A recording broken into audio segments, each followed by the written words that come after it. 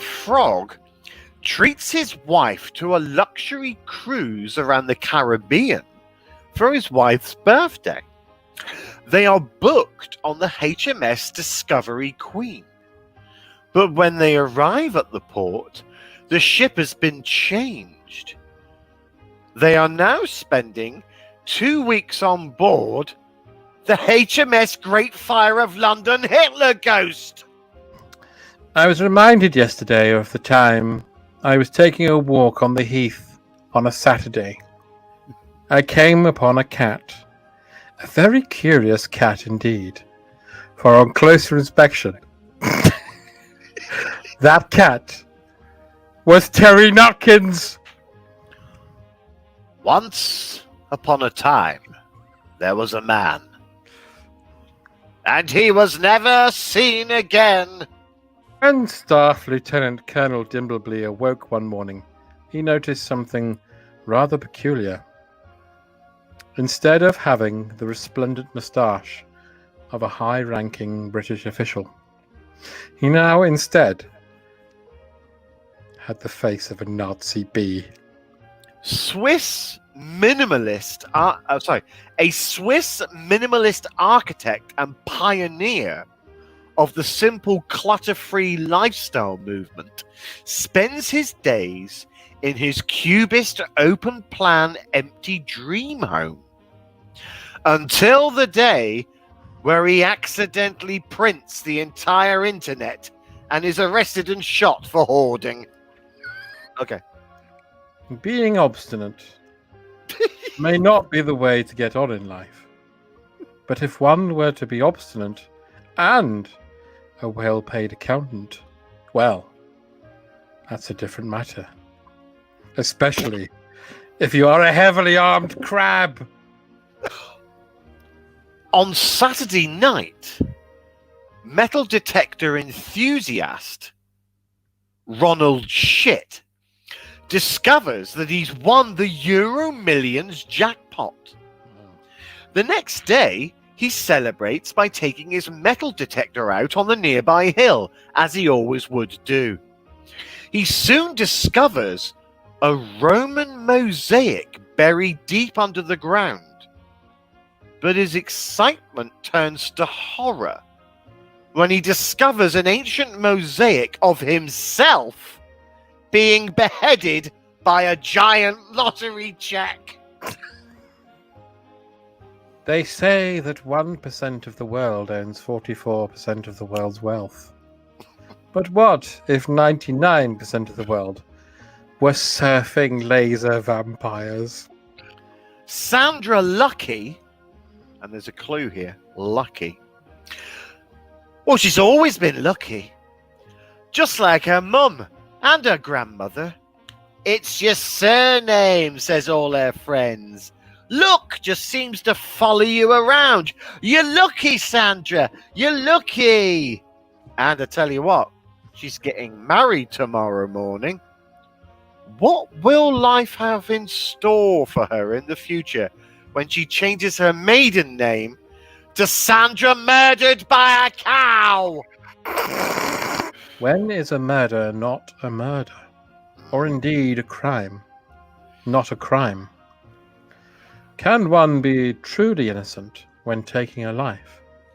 In this story, a rich woman finds out too late that her husband-to-be is a packet of crisps. Noted historian Peter Pappas was on his way to the University of London to deliver a lecture on the perils of war. His train journey was like any other. However, when he reached his destination, he was now a feral Nazi baboon made of bombs. 3 men are discovered one morning, face down dead, apparently all drowned in a church font. And the names of these 3 dead men? Philip Times, Bob New, and Colin Roman. Times, New, Roman, dead in a font. And the name of the church? Our Lady Blessed Comic Sans. Renowned weatherman Austin Ducks was the person the nation would turn to every day for their weather news. But on this day, his news would be darker and stormier than ever before, as he had woken up as a crispy fried duck and pancake dish that was about to be served to Jeff Capes and Clive Sinclair. They say that cats have 9 lives, but not the stray cat looking inside Peter Trumpet's window.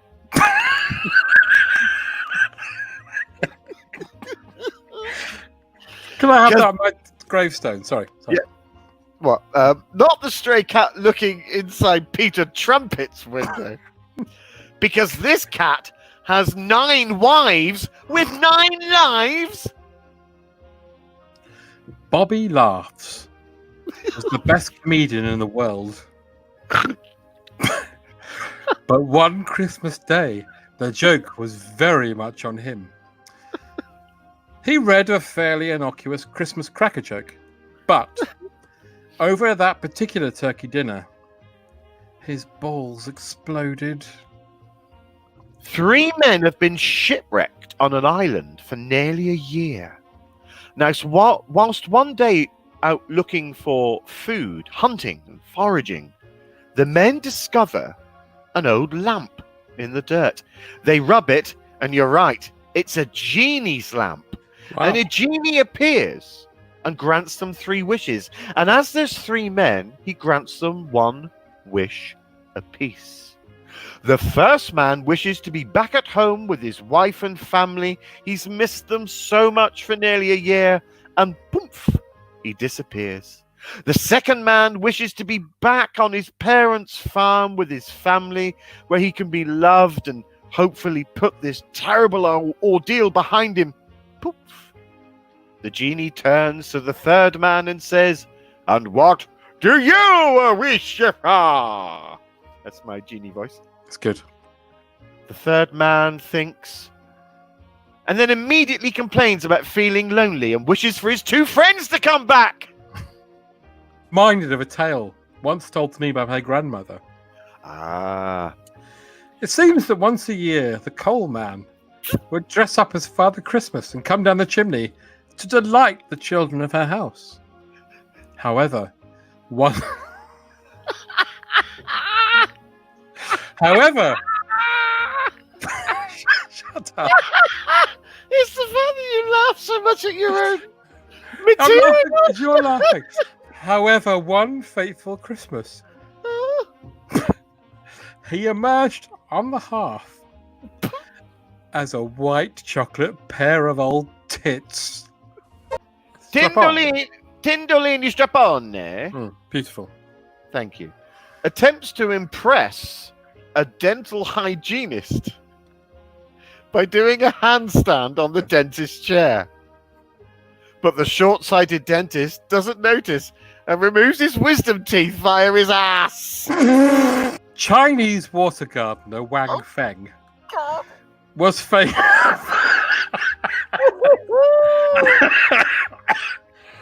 I'm gonna die. You're literally about to go off air. Was famed for his delicate and beautiful horticulture works. However, one day, while distracted by a beautiful butterfly, he accidentally created a topiary that depicted Mao Zedong being fisted by Bernie Winters. So, he was rounded up by the Chinese authorities and locked into a room with a bum-hungry communist bear.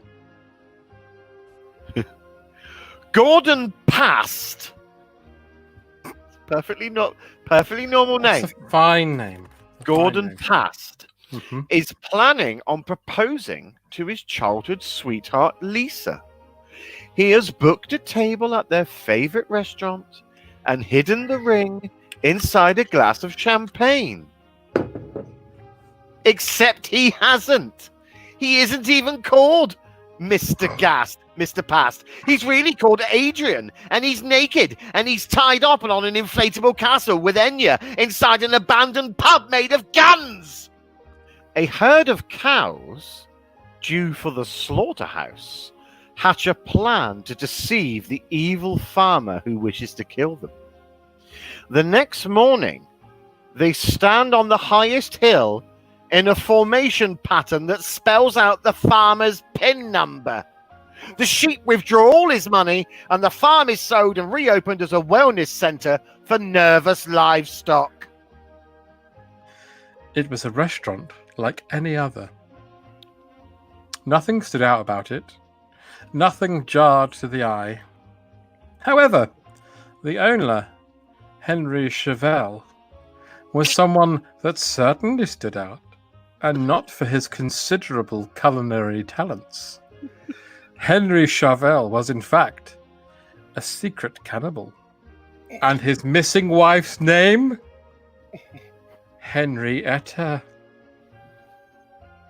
Film buff Leslie Flann, 2 N's, lives and breathes the movies.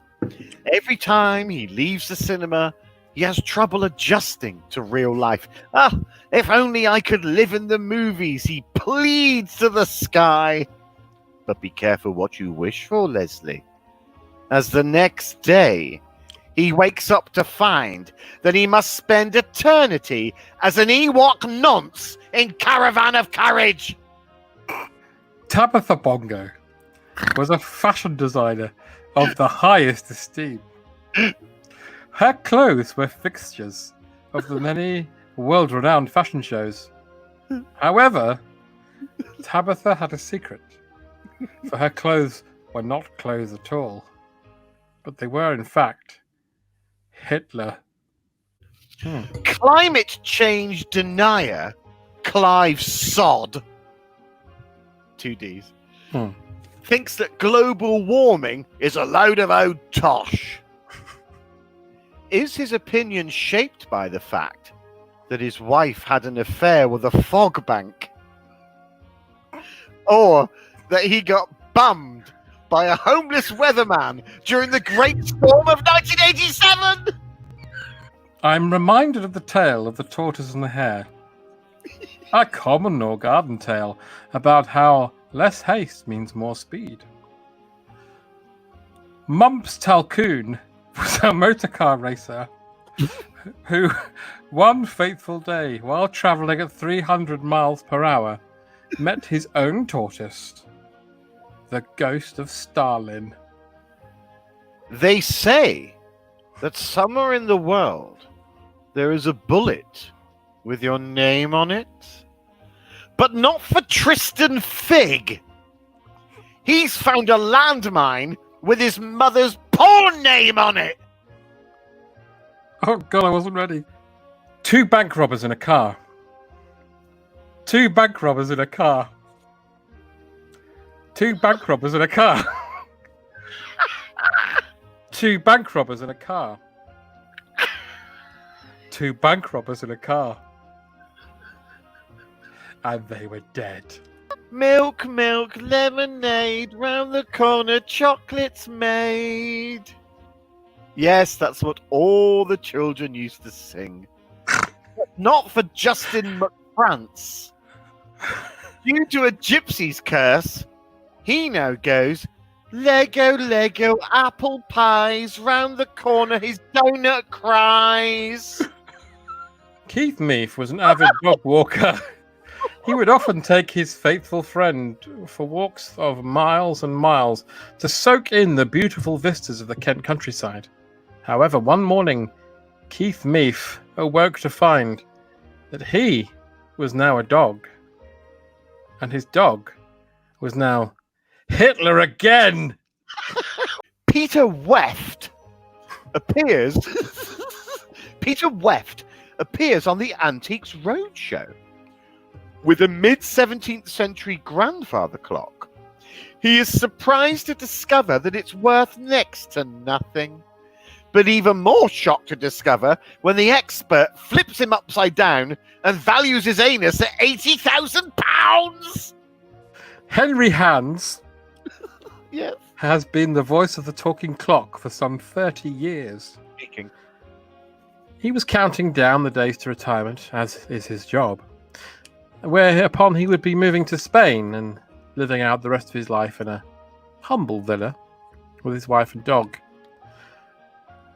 However, on the day of his retirement, he awoke to find he was now part of an elaborate Swiss clock depicting an effigy of Hitler that kicks him in the balls on the hour, every hour, forever.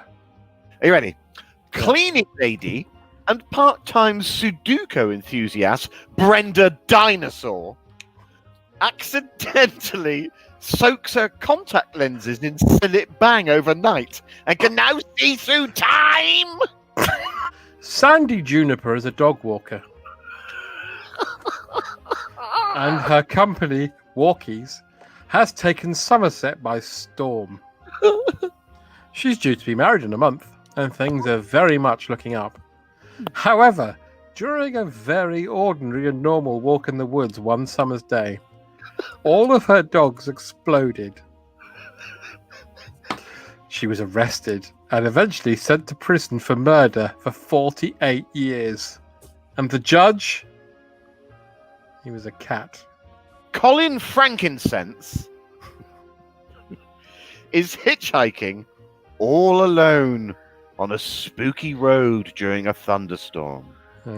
After several rain-soaked hours, finally, a car pulls up and picks him up. A much-needed lift. And when Colin looks at the driver, it's not a man, it's a giant thumb! 3 bank robbers in a car. He's laughing already. 3 bank robbers in a car. 3 bank robbers in a car. Christ. 3 bank robbers in a car. And they were being bummed by werewolves made of glass. Carlos Bender loves to sing. His favourite is, "Oh, I do like to be beside the seaside. Oh, I do like to be beside the sea." But not after singing it during an eclipse. Now he doesn't sing. He screams, "Oh, I don't like to be beside the P side. Oh, I don't like to be beside the P." Hitler's favourite submarine captain, Otto Hausflatter, was stuck in something of a conundrum. Not only was his U-boat pinned down in the North Sea by Allied fighters, but it was also filling up with leaking washing detergent at an alarming rate. And the name of this vessel? Das Boot. Swedish orchid salesman Olaf Bolaf. Fucking hell. Okay. Swedish orchid salesman Olaf Bolaf. Yep, okay. Swedish orchid salesman Olaf Bolaf Yeah. downsized from his 2-bedroom apartment in Stockholm to a fisherman's cottage in Gothenburg. But it's still too big for him.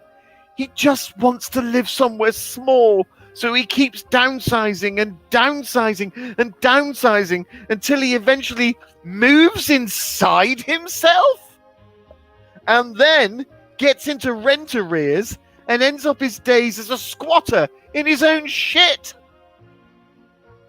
Top judge Hilary Corks was nervous.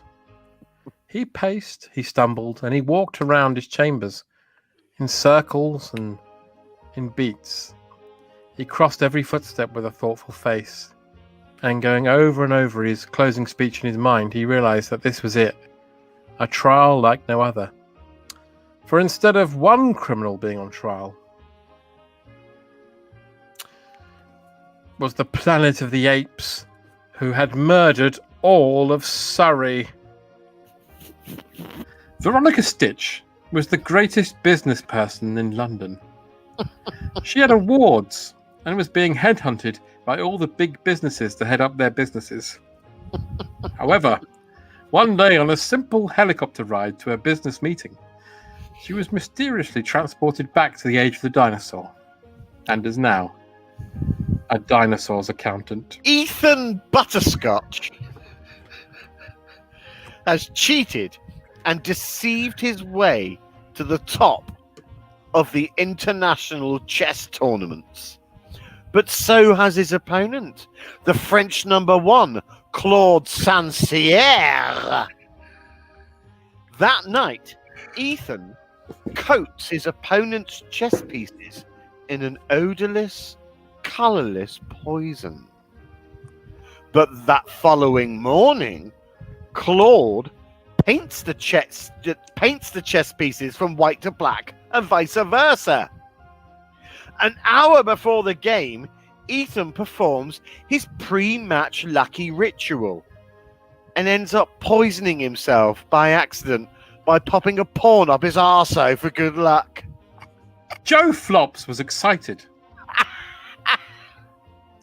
It was the end of another summer season in Blackpool, where he had sold out night after night with his exciting ventriloquist act, Cheeky Flip and Funny Flops.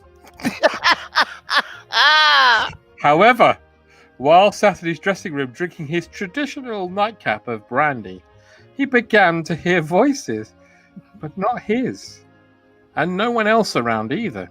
It was coming from the doll, who it quickly transpired was in fact Russell Grant. Lonely Planet journalist Kieran Welk has been fired for missing deadlines whilst out in Kenya in Africa. Furious, he decides to walk to the closest pub to drown his sorrows. En route, he comes across a termite mound in the exact shape of his hero, Sally Gunnell, holding a duck. In his anger for losing his job, he kicks the termite mound in a fury, destroying it. When he arrives at the pub eventually, he's horrified to discover, whilst watching the BBC World Service, that Sally Gunnell has suddenly lost both her arms and legs, which have been amputated by a genetically modified mallard. World-renowned celebrity chef Harry Wange was having a problem. On the one hand, he had to be live on air in 5 minutes to present a show about the best way to cook a duck. And on the other hand, he had somehow, during the advert break, turned into a duck with a giant pair of tits. They say that the best things come to those who wait, but not for Brexit voting Nigel Farage supporting pensioner Sydney Stilton, who has been waiting for over 43 minutes for the number 7 bus, only to be struck by lightning, pickpocketed by a gang of youths, and blinded in one eye by a falling salmon dropped by an exhausted kestrel. Then the bus turns up, upside down. 4 bank robbers in a car. Oh, God. 4 bank robbers in a car. Oh, God. 4 bank robbers in a car. Oh, God. 4 bank robbers in a car. Christ. 4 bank robbers in a car. Yeah. And they were all ghosts of Lionel, Hitler's favourite chimpanzee.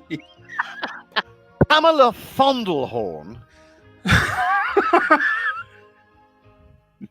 You probably should have been in James Bond films, but there you go. Yeah. Pamela Fondlehorn suffers from a fatal nut allergy. She is very careful about where she goes and what she eats and drinks. Imagine her surprise whilst eating lunch in a trendy cafe in Shoreditch and/or Hoxton, where she keels over and dies the death of dies. Not because of the food or the drink, but because the menu was printed in peanut ink. Dolly Oddlegs was the great punk.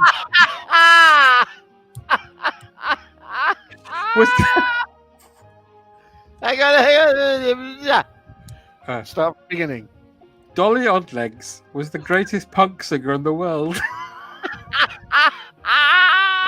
That is until one day she accidentally walked into a magnet farm, and her safety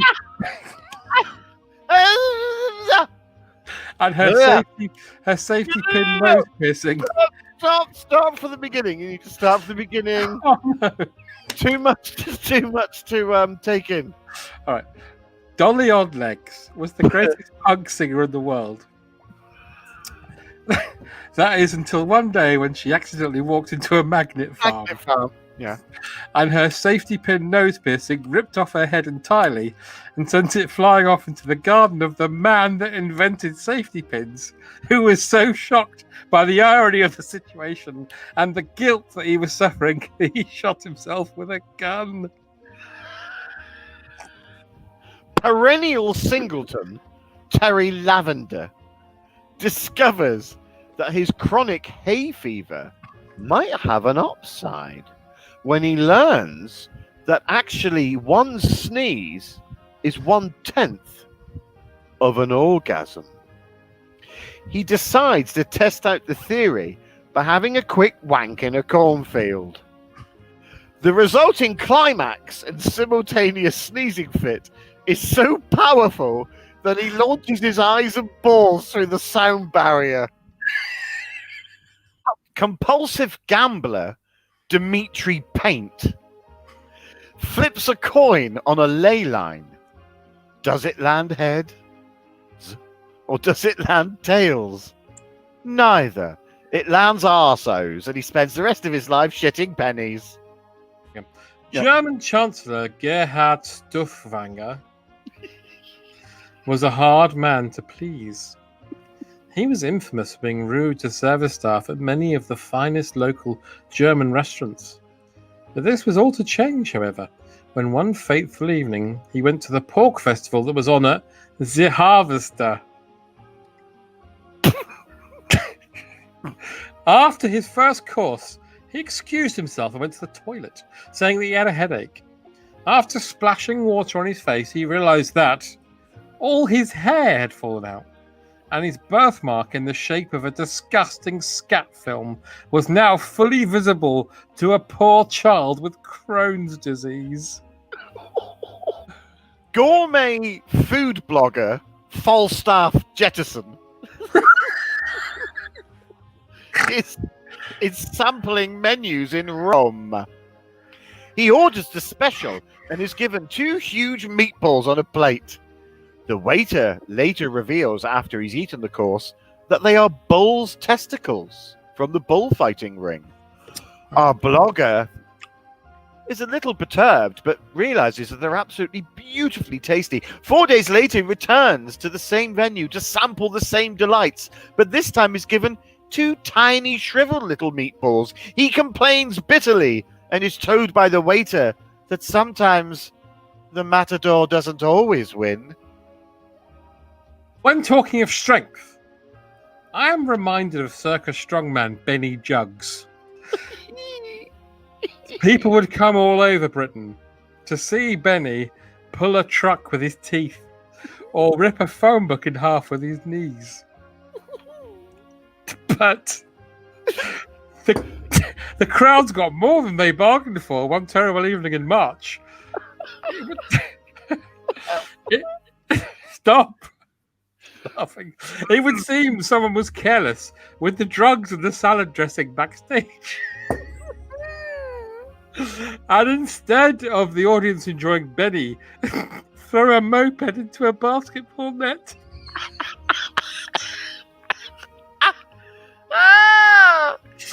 They had to witness him being eaten alive by a hallucinating and crazed animal protesting vegan. What the fuck? Tom Ocarina accidentally shatters a disco ball and is rewarded with 700 years of bad luck. The bank in Much Winnie on the Mould is a perfectly unremarkable bank. There's nothing unusual about it at all. That was until one fine spring morning when the bank manager, Penny Feets, opened up the doors for the morning to let in the spring air. when she saw something that she would never, ever forget. There were 6 bank robbers in a car. And they were being eaten by Wincy Willis. Adam Phantom is blind drunk and staggering home. On his way, he feels the desperate urge to have a number 2. Taking his chances, he drunkenly pops into a garden to perform his shameful duty. When he turns around, he discovers that his disgusting little effort, the cheeky number 2, has disappeared.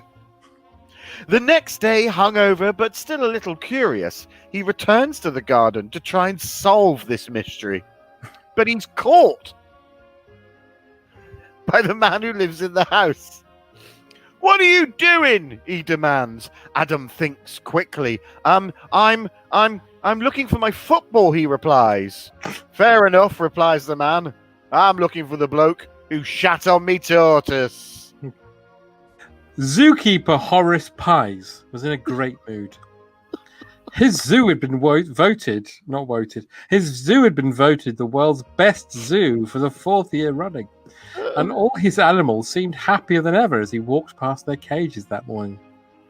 However, when he reached his office, his mood was to change, as its usually quiet workspace was now packed with hangry lions demanding a massive pay rise, or they'll eat his balls off. 1946. Roadie Pat Rat is overheard. Roadie Pat Rat is overheard bitching and moaning about the current act, the Andrews sisters, little knowing that they are in fact a coven of witches.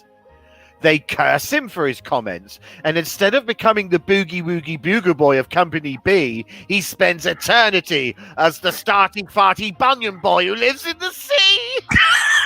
Fucking hell. Artist Claire Length was putting the finishing touches to her seminal painting, "This Is What Satan Looks Like," when she had to step away to take a phone call. It was a message from her agent telling her that her painting had been bought by 3 mysterious businessmen from Colombia, and that they would be round to pick it up in 10 minutes. Their names? BL, Z, and Bub. It was then that the painting burst into flames and her cat ran up his own arsehole.